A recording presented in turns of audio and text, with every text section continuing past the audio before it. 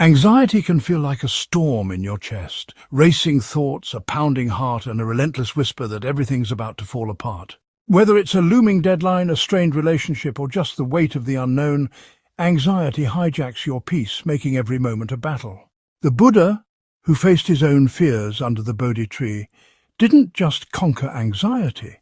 He mapped a path to transform it, not by fighting it, but by understanding and befriending it. His teachings offer practical, timeless tools to deal with anxiety, grounding you in clarity, compassion, and freedom. Let's dive into the Buddhist way to tame anxiety, turning your inner storm into a path of strength and serenity. Anxiety, at its core, is a signal, a mind caught in what the Buddha called dukkha, or suffering, often tied to craving control or fearing change. You're anxious about a job interview, thinking, what if I fail? This isn't just nervousness, it's attachment to a perfect outcome and fear of an uncertain future. The Buddha's approach doesn't suppress anxiety, but shifts how you relate to it, seeing it as a teacher, not an enemy. His first tool is mindfulness, the art of being fully present, observing your mind without being swept away. Anxiety thrives in a distracted mind, looping through what-ifs unnoticed.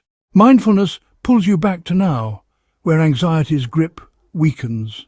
Picture this, you're lying awake, anxious about a presentation. I'll forget everything, they'll judge me.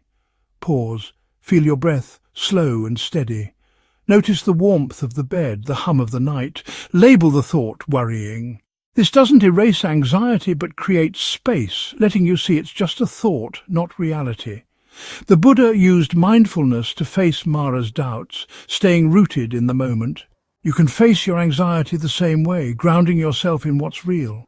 To practice, start with 5 minutes daily. Sit, focus on your breath, inhale for 4, exhale for 6.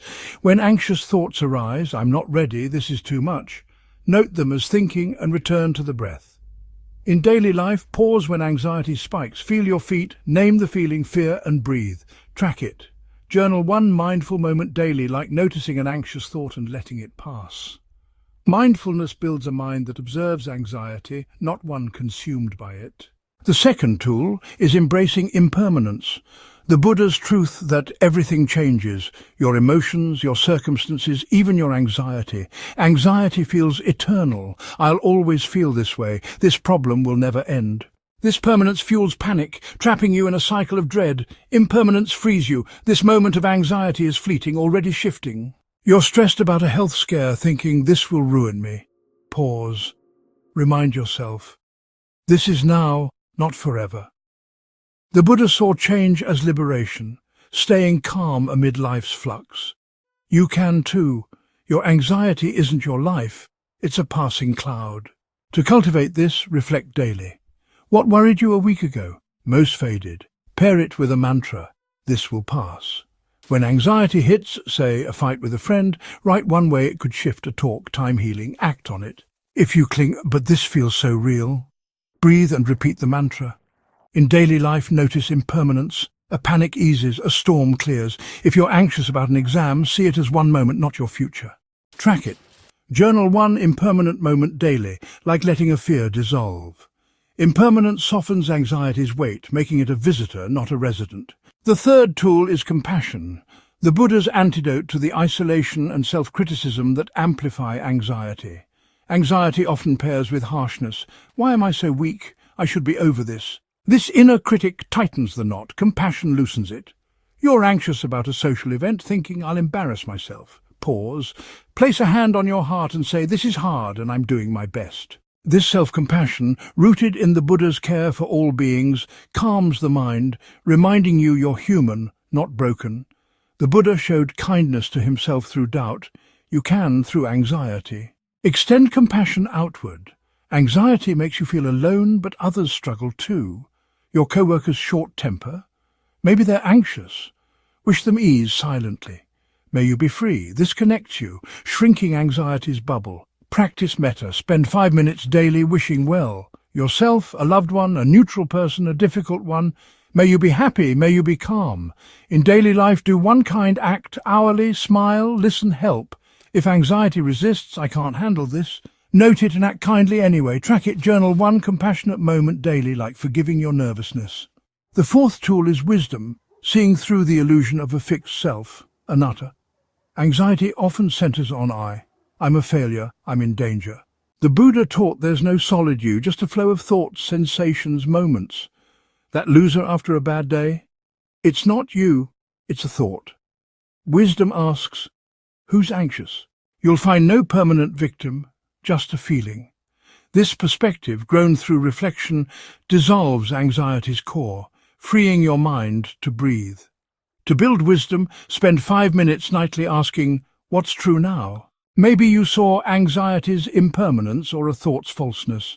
Pair it with mindfulness. When anxiety arises, I'll never cope. Question it. Is this me? Is this forever?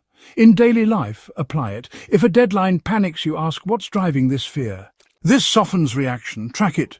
Journal one wise insight daily, like recognizing anxiety as a passing state. The Buddha's wisdom pierced fear's illusions. Yours can pierce anxiety, building a mind that's clear, not clouded.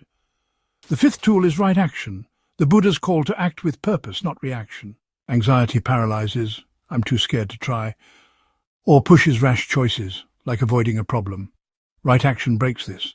You're anxious about a tough exam, tempted to skip studying. Act review 1 page, make 1 flashcard. The Buddha emphasized effort, not perfection. Action grounds you in now, starving anxiety of fuel. To practice, pick 1 small action daily against anxiety. If you're dreading a talk, they'll hate me. Prepare 1 point. The sixth tool is gratitude, a Buddhist practice to shift from fear to abundance. Anxiety thrives on lack. I don't have enough time, skill, safety. Gratitude reframes this. You have breath, a chance to learn, a moment to try. You're anxious about a family issue, thinking everything's falling apart. Pause.